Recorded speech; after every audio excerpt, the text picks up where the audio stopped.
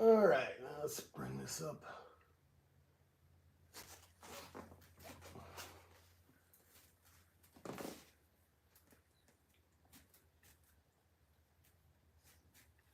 Okay. See what's going on here. Hey, what's up, RPM Nitro? Glad you could make it. So I finally got everything up in here. And everything going. So, yeah, what we're going to do is, I know I haven't been putting out any much content lately, guys, but I've been super busy with all the stuff that's been going on. And then today happens to be my birthday, so I'm going live on my birthday. But yeah, I've just been super busy, and I haven't had very much time to put out any content out. And not only that, but the weather's changing, and it's getting cold around here, so there's not a whole lot of I don't know, the wind. I've been wanting to get out ripping a few times just in this last week, but I want to get the 71 Supreme out with the Kraken Vesla. But the wind has just been god awful. I mean, it's just crazy. It's just steady 40-mile-an-hour wind all freaking day. So, hey, thanks, bro. Oh, and thanks. Yeah, my wife asked me, she's like, what do you think you want to do on your birthday? Well, I said I definitely want to go live and wrench on my car and stuff. And what we're doing today, we're just going to repair the throttle linkage on this thing. The last video, it went out, and I'll show you one of the keepers came loose. And then I tried tightening the keeper with, there's like a little Allen grub screw in it, and somehow it's stripped out. So let's slide this around, try not to knock the camera anywhere. And take this side off and all that stuff.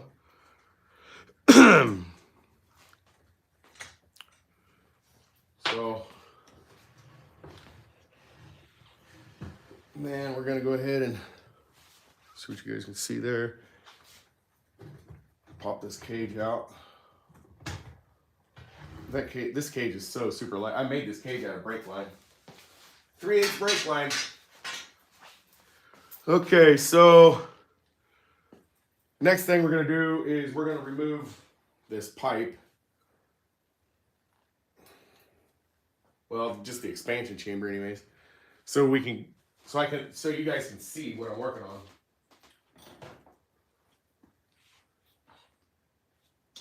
And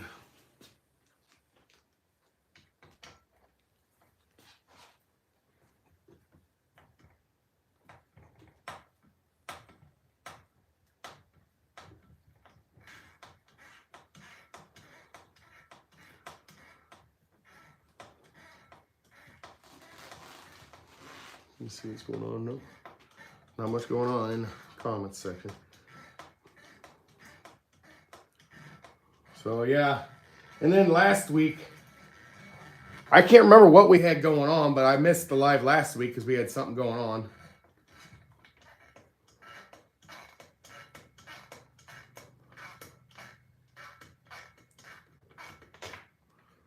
Okay. There we go. Now you guys can see the linkage and see what we're working with, and I'll probably actually show you right now what the deal is. See that keeper? It doesn't hold. And then, pretty sure this is correct Allen key,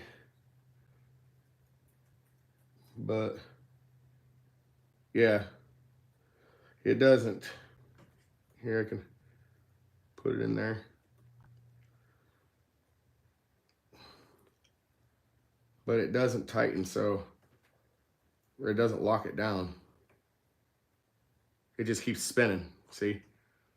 I just keep spinning it around and around and around and around, and it won't lock it down. So that's what we're gonna do. We gotta take this linkage out and repair all that stuff. Sup, Lotus? What are you up to? How you guys doing on this fine Saturday? Pop that out. And then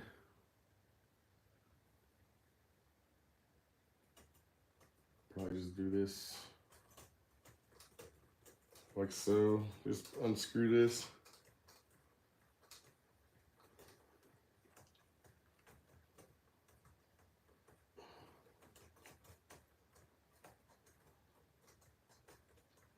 And I might put, I got a lock. Yeah, I got quite a few of these little things, I think. I say that and I watch, I won't be able to find a single one that fits that rod. But anyways, we'll venture down that road when we get there.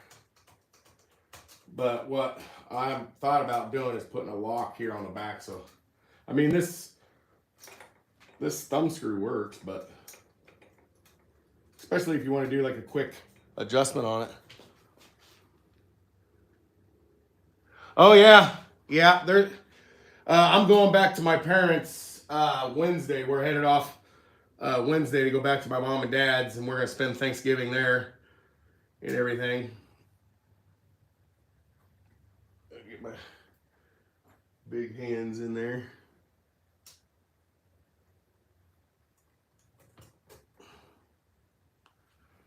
Yeah, that's the thing.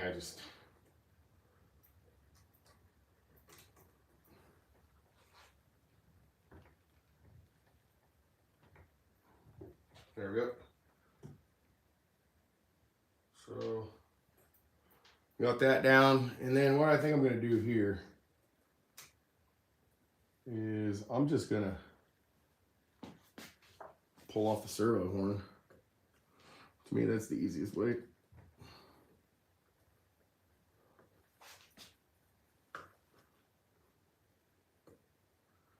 Pop the servo horn off.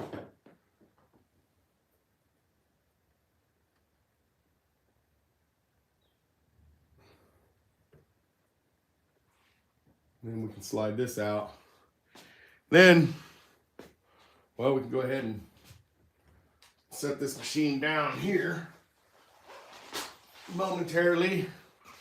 We can get this up on the bench, and we got to loosen this. Basically pull all this stuff off so we can, because that's not going to go through that bend. So we'll just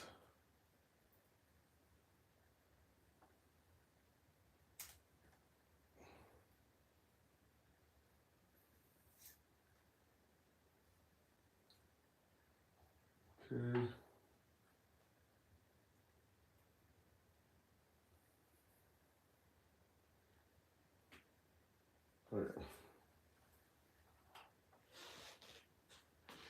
Good. Now we can take, that's the bad lock collar. Now I gotta find another one. I didn't do that when I was setting up for my live, so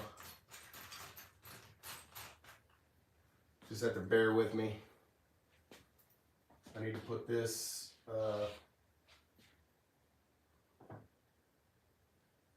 yeah, this is the one that was bad, so I need to put this over here by my junk.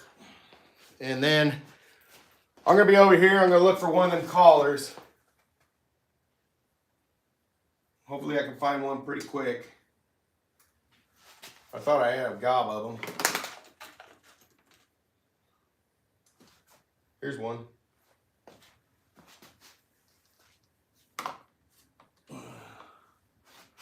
Now we just gotta see if it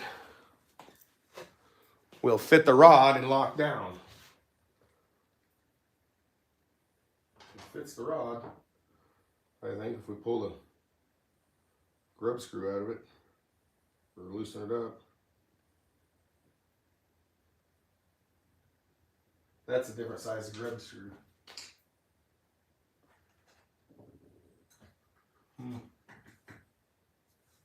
Well, I did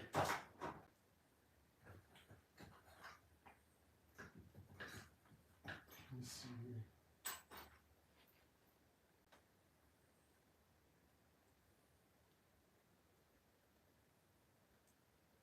Dang it. I'm not going to have an Allen head that's going to fit this. Wait. I got this one. Maybe this one's right. Yep, this one's right. All right. So we're not dead in the water. Okay. So now we'll stick this on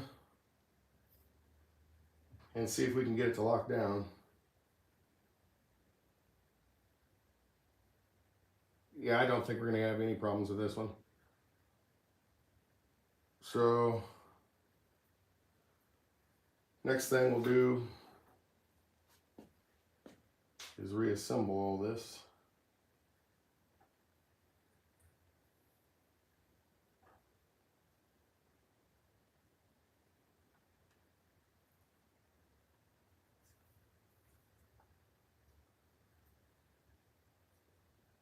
Okay.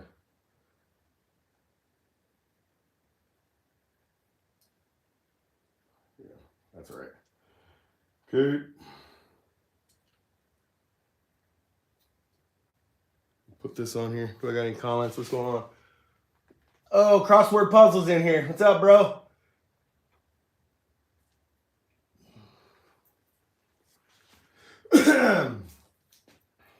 So now we got to put this locker on.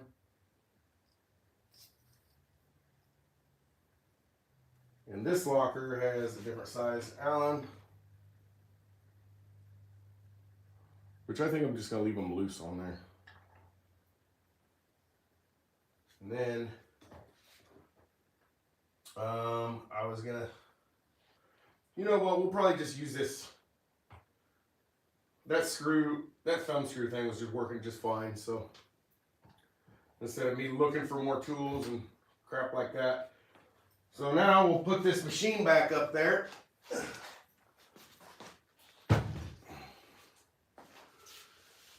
And see what's going on in the comment section.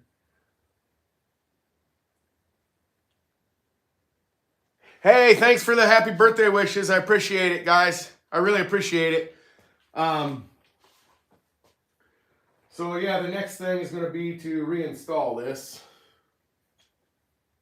And we're going to want to do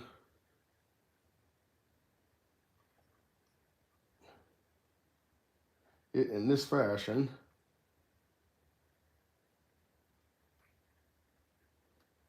And I believe it is out to the outside like that. Yeah. Okay, so next thing we got to do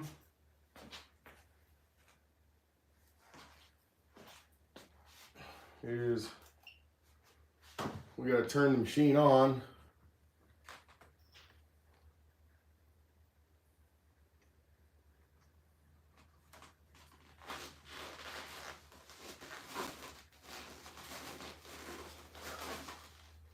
So we can set everything.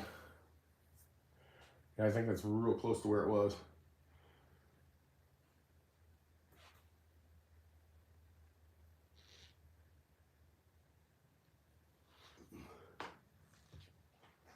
And so we'll go ahead and turn it back off. Turn this back off. And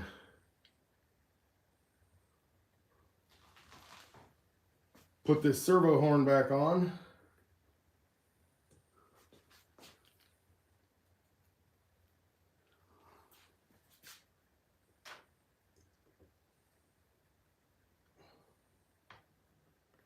And I've also found that these servo horns with these plastic servo horns, that's what I'm trying to say. It's hard for me to do two things at once.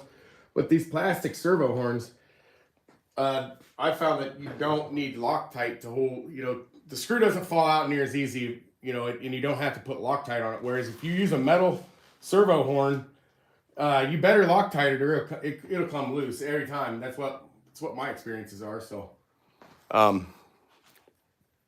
So yeah.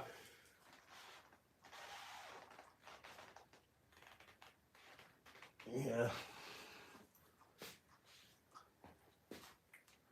So then next we can lock in our lock in our linkage.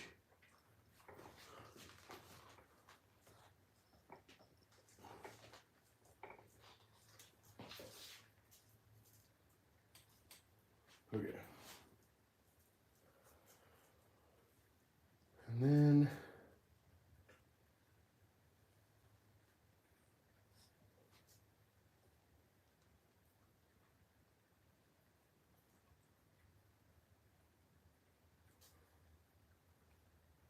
I think that's probably about where we're going to want that.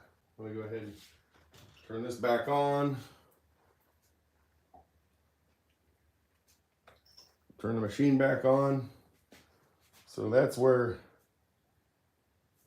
that needs to be. Go ahead and lock down this one.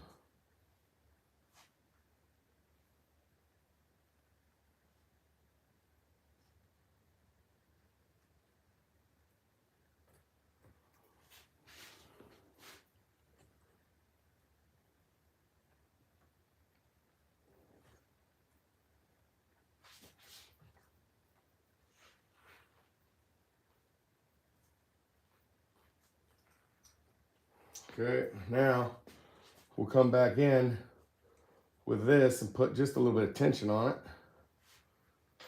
and lock this one down.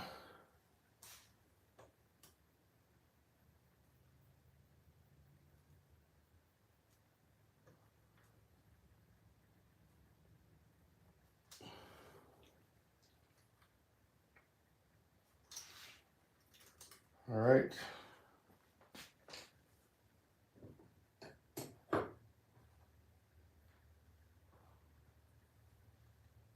Wonder if I can find a spring for this brake. Man, my fingers are just, they don't like to work.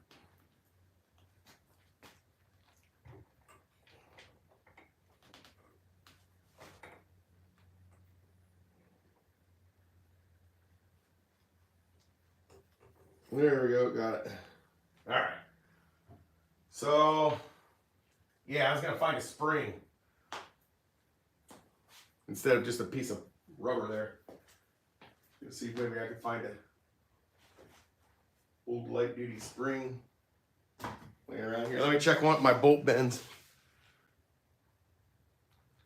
Okay. What do you mean by being bad? Can you be a little bit more specific? What is it? Is it doing weird stuff? Is it not holding a tune? Is it not drawing fuel? I mean, there could be all kinds of stuff going on there.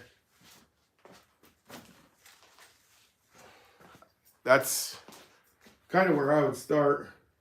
Is we gotta know exactly what kind of issue you're dealing with, and we'll put this back on.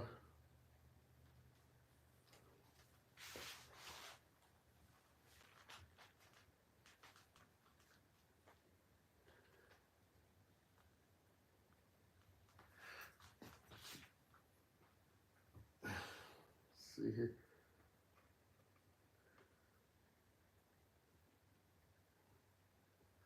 Here we go. It's working for me.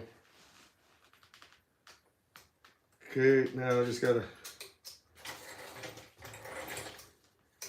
dial this in till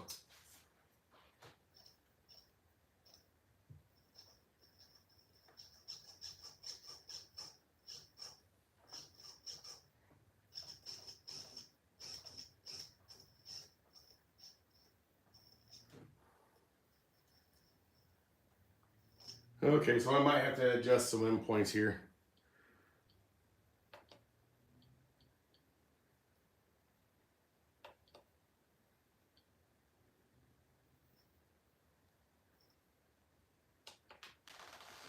Okay, so I'm going to adjust this endpoint.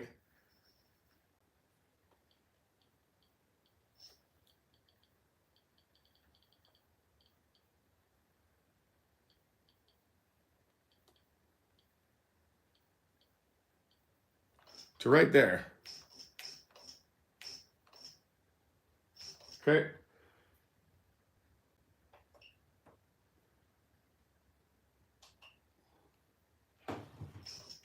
Okay, so we got that set.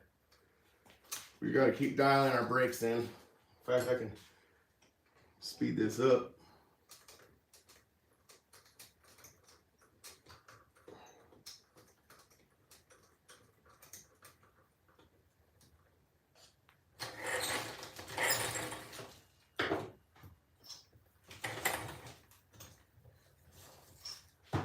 Okay, we just,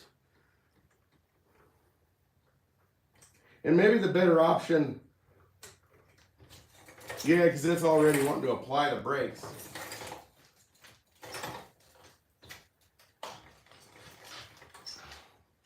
Yeah, maybe that was the better option. That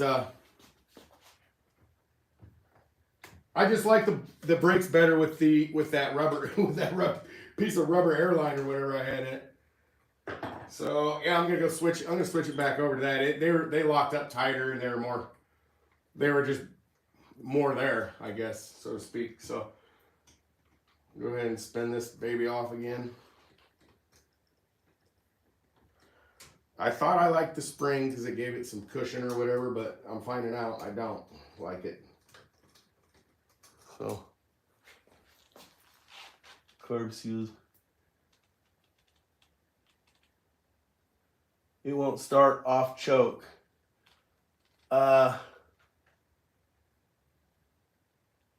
Holy cow, I missed all this. Okay, hold on a second. I'm constantly pulling on it and pulling on it. No fire. Or just hard to start. It chokes the pop sound off choke. So it makes the pop sound off choke? Oh man, I think I had that issue one time. Then it won't start.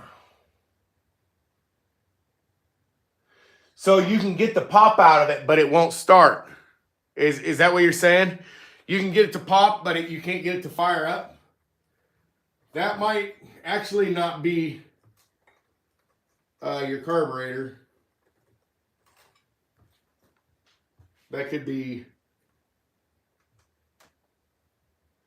something else. And then it was the carburetor sitting forever. Anything like that. I mean, I know it probably, like them sitting with ethanol in them, that'll hurt them bad. So then we're going to take this to where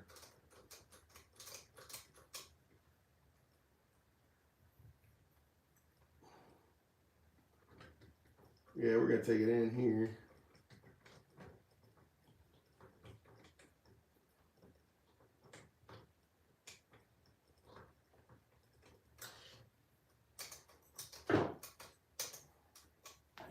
Okay, so now let's see what we got for brakes.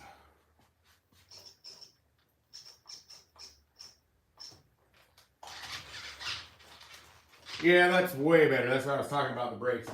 Now it'll lock them up. So, all right, now the next thing is to throw the pipe back on.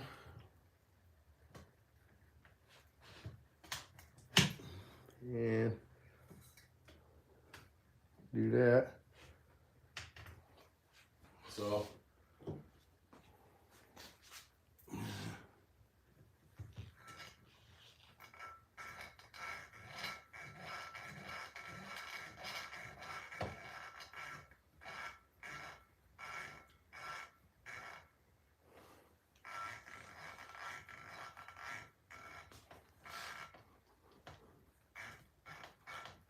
all right.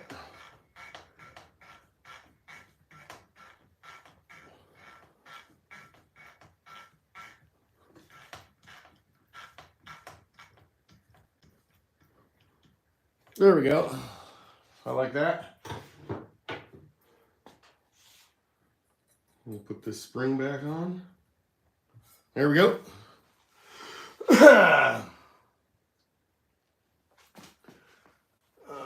See how many on.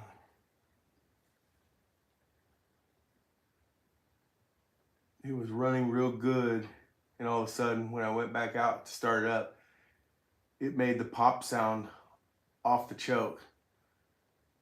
Do you have any electric cars? No, if you're talking to me, I don't have any electric cars. Actually, I have two 10 scale. I have a Traxxas Stampede and an ECX something up there. But I have two 10th scale cars, and then I have an electric boat. I got a Traxxas Splash, and then I got my Nitro T-Max. Yeah, my Nitro T-Max. And then I got my Rocat, my hybrid I built, my DIY built hybrid, my Rocat hybrid. And then I got my Kraken Vesla, and I got two Roving Bajas. So actually, yeah, there's three. I have three Roving Bajas. So yeah, that's what I got for machines. And then back to this carburetor issue. It was running real good, and then all of a sudden you went back out to start it, and it just makes the pop, and you can't get it to do any more than make that pop noise. I mean, that one thing you could do. I mean, I don't know how many spare parts you have laying around, but if you have another engine or something, just take the carburetor off it, throw it on the other engine, and see if anything changes. Then you'll know if it's the actual carburetor. So, what did I turn this thing off? No, it's been on the whole time. Okay. All right. So, what cage is that? You talking about, what cage you talking about? Talking about this one?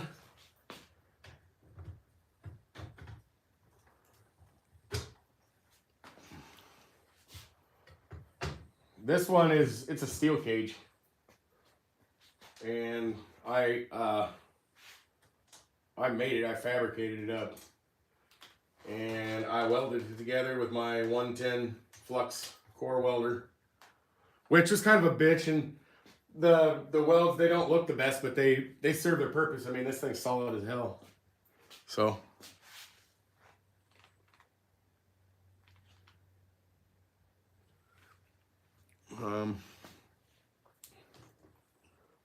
Let's see. Try to get a nut on here. That's another thing I did when I built this cage. Instead, I don't really, I'm not a big fan of those E-clips. And so I designed this cage so where a bolt and a nut kind of holds it on. I just welded bolts and then threaded nuts on the underneath side. So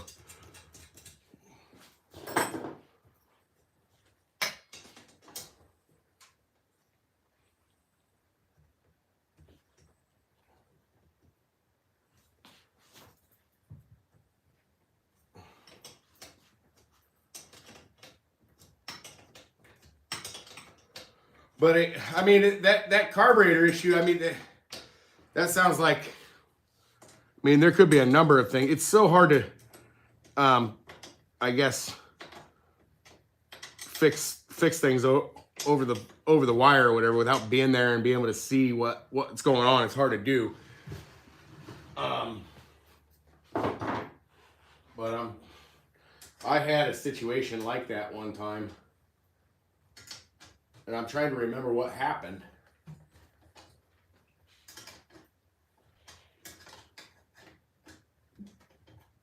Another thing you probably want to check is make sure your fuel lines down in your tanker, they're still good, because yeah, an air, like what Lotus said, an air leak.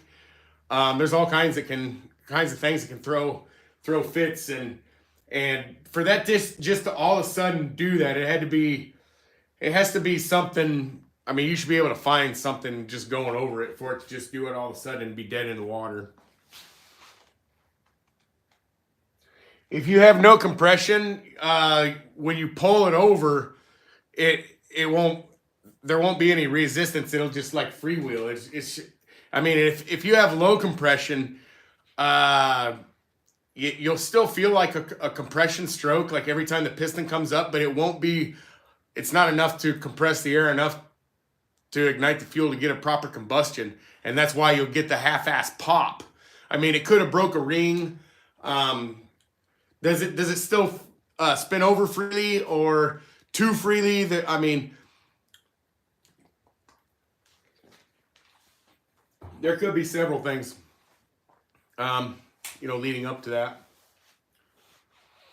So,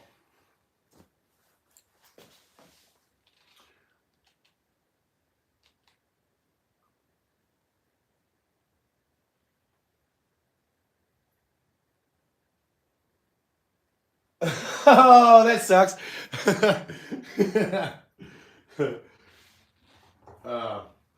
Yeah, I'm trying to think of what else. I got a video I'm working on in the works. I got a video I'm working on that I'm going. I could tell you a little bit about it. Basically, what it's about. Right now, I'm just doing homework because I'm limited to, and I don't like to speak without having actual experience. So I'm actually kind of going out here on a whim because I haven't owned some of these vehicles, but I'm going to do like an intro to fifth scale video for people who are just getting into the hobby. And I'm going to go over certain models, that aren't expensive, that would be good for somebody who's just getting into the hobby that doesn't know if they like it and stuff like that. I was just thinking about doing a little video on just kind of for newbies getting into the hobby for what they need and what they're, what kind of tools they're looking for and all that stuff. So, but I still have resistance, like you have pressure.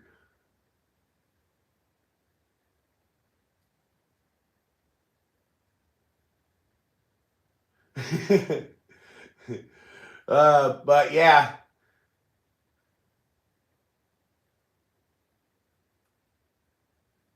Look at the thing there. I know, especially when you go over them hop-ups.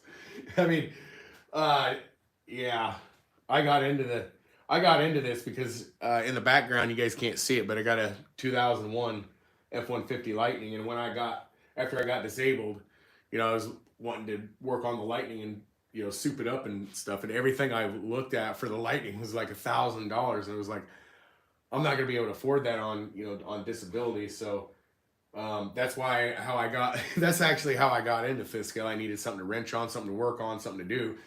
And so I got into fifth scale, and I started out with a Rampage XT, and I was doing a pretty budget channel, and then these things, they have a way of getting you, and then you just want more and more and more, and you want it to be faster and faster and faster, and then you want a different machine, you want more power out of that machine. It just goes on and on and on and on. I mean, it just goes on and on. And I could just show you guys that that is how far I went with it. It's like 71 Supreme. Yeah, this thing is a freaking animal, guys. I want to get this thing out so bad, but I'm not going to go out and drive it around because anytime I drive this around, guys, I want to have it on film because it's so epic when it runs. And so when the wind's blowing 40 mile an hour out there, okay, I could go out there and it's not going to bother me driving it around out there, but you guys aren't going to be able to hear the engine, or because you're going to hear a bunch of wind noise because I don't have a microphone and one of them wind things that go over it. I probably should invest in one of those sometime. But that being said, so I'll put you guys back over here and whatnot. So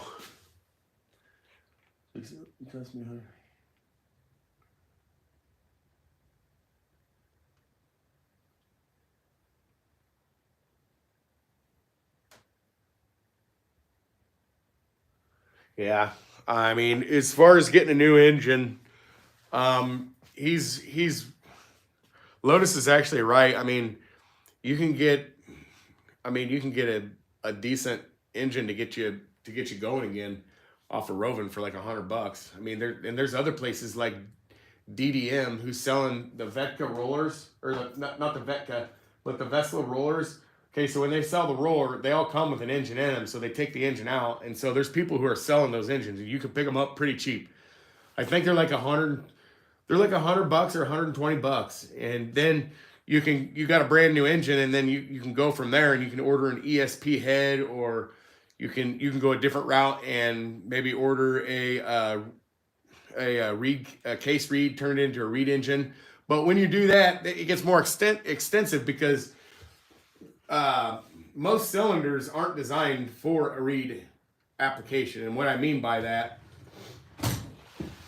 let me turn this around because you're going to get a better view of what I'm talking about. Slide around here, but see how you can see it. If you can see it, I'm going to try to get you a better view of it. Okay, maybe like that. Okay, yeah, you can see it there. Okay, so this is your cylinder, and you order an ESP cylinder, and you want to turn it into a reed engine. Okay, well, it's still going to have this intake port in it. So what you got to do, you buy a reed case, which the cylinder will go down in there. But what you got to do is you got to epoxy that port for the carburetor shut, and then you got to go down and drill a reed port. So basically you epoxy this shut, and then now it's drawing air in through the crankcase instead of that carburetor port. So that's what see, this is the reed cage, and every time the piston goes up, it draws air in in the reed case. And when the piston goes down, then it forces that air through the transfers. So it's a different design, but it's a lot of people say it's more efficient and it makes more power. And anyways, I like the case reed engines, and that's what I was thinking about doing. Is I was thinking about getting me I already have it. I have that K320 that has like maybe a tank and a half, maybe a couple tanks of gas ran through it. I'm not worried about it because I'm gonna just take it apart. I'm going to get a new cylinder for it, and I want to turn that into a 34cc reed, and I'll just buy a case reed, a reed case, and then I'll get a reed cage, and I'll get, whatever cylinder I choose, and then I'll, epoxy the thing shut, the intake port shut, and then drill my reed port, and and then see, Mike, I don't know. This is a Taylor 35 for all the people in the video who are wondering or don't know. That's what this is. It's a Taylor 35 reed. And I actually built this engine. That's why I'm kind of talking about this. But try to get it cleaned off. A bunch of grease down there. But Mike built this he made this nice little block off plate that goes back there. So so you don't have to come up with your own. So anyways, I just thought I'd come up with that.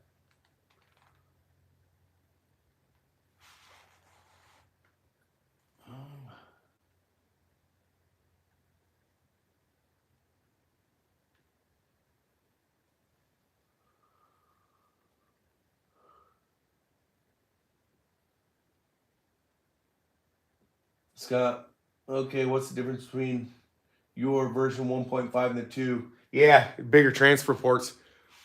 Mike's done. Mike's done. Okay, so from the original, he's done 2 revisions on this cylinder. I'm pretty sure. Yeah, the 1.5 and then the version 2. And I haven't got the version 2, but yeah, the transfer ports, and then at the top they have he rounded them more, or maybe that's the version 2 that he did that, but they did more work with the transfer ports.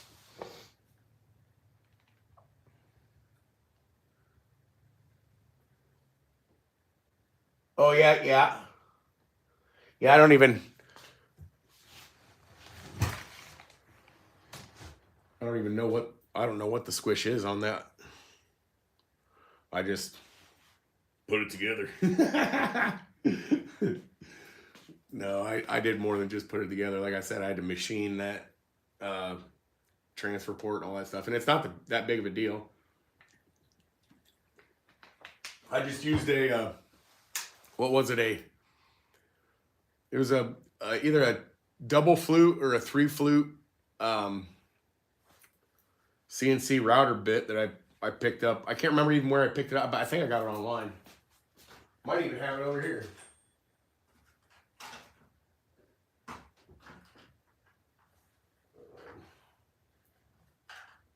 Is this it?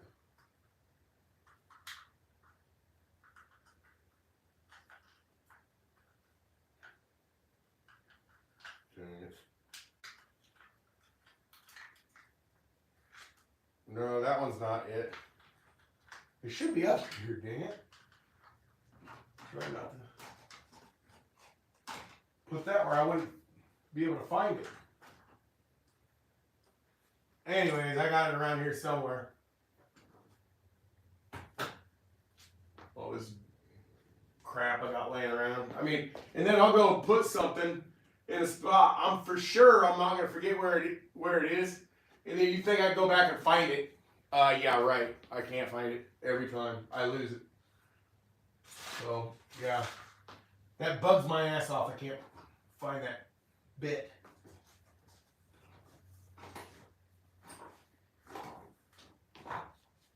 Yeah, anyways. So let's see what's going on in the comments.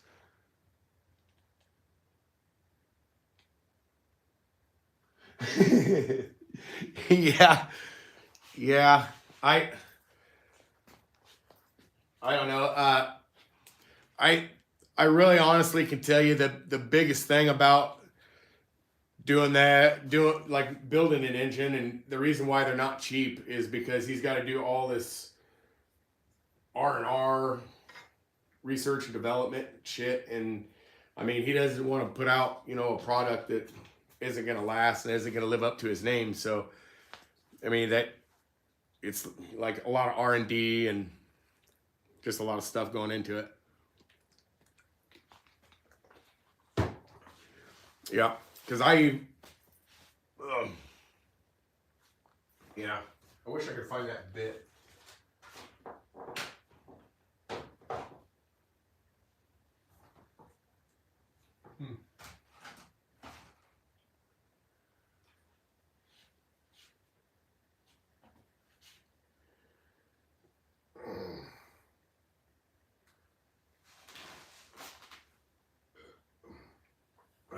Anyways, guys, I swallowed a dog knot. Oh, man. I swallowed a gulp of my water, and it did not go down well. Yeah, I remember what that thing was in, and I can't see it up here. Maybe it's down here.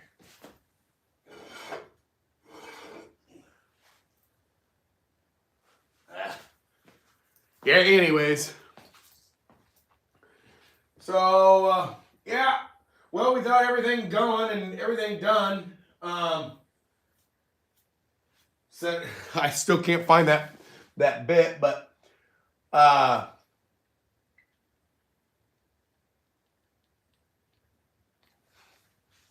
so yeah, I think what I'm gonna do is I'm still looking for that bit.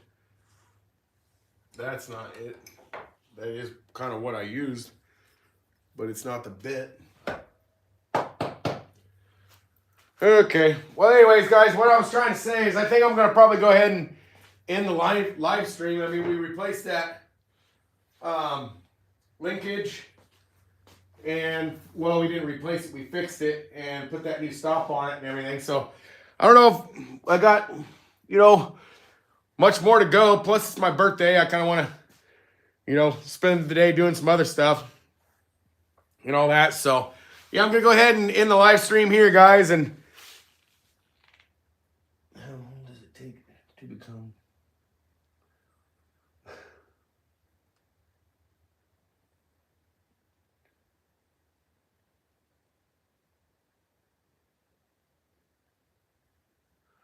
No.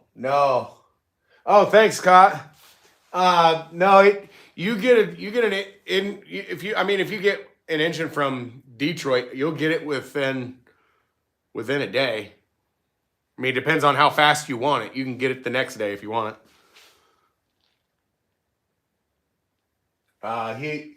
He actually, and I can also tell you, it's not near the waiting list it used to be, because when I first ordered my first big bore, which is a 40 GT, okay, so I ordered that, and it took like 3 months, for it to build and ship, and then Mike's done a lot of like resizing and upsizing and stuff, and they can turn out an engine real quick nowadays.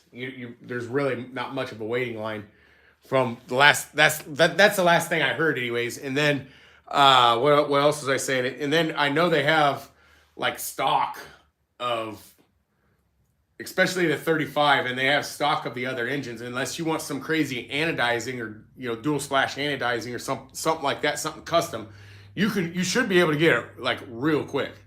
I'm talking real quick.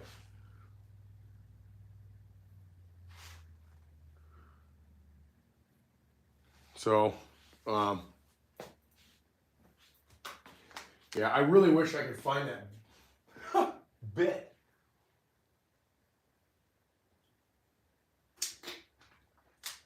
Is that a little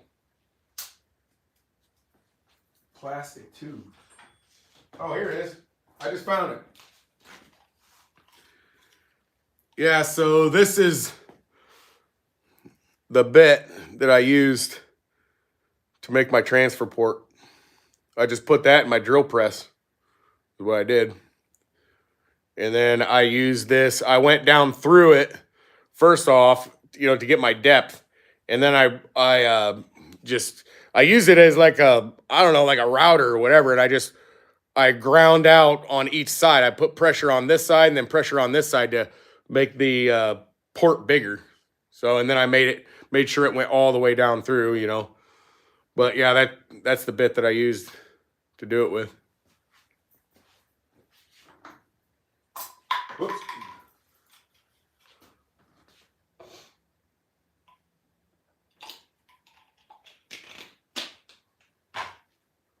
So, okay. Yeah, like I said, thanks for the happy birthday wishes. Hey, and surprise crossword puzzle. Where in Illinois are you? Because I am like, what is it? Like 40 minutes from Galesburg, probably 4 hours from Chicago.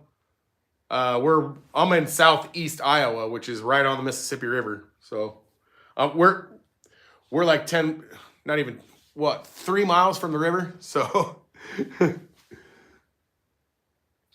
yeah. Well, thanks, Lotus. I appreciate it. Yeah,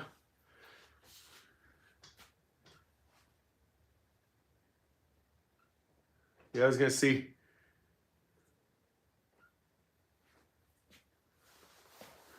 What was going on, and if we're at in Illinois, not exactly, but approximately where at in Illinois he was, whether he's in southern, northern, over by Chicago or whatever. So, but yeah, guys, I'm gonna go ahead and stop the stream and do all that stuff and crap like that. So,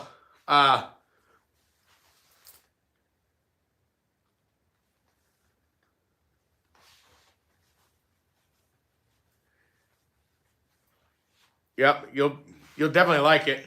You will definitely like it.